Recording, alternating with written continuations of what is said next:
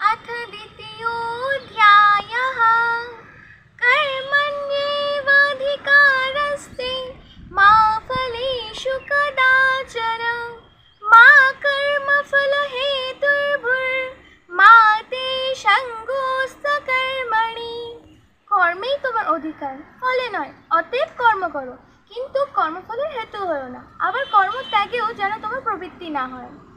Your right is to work only and never to the fruit thereof. Do not consider yourself to be the cause of the fruit of action, nor let your attachment be to inaction.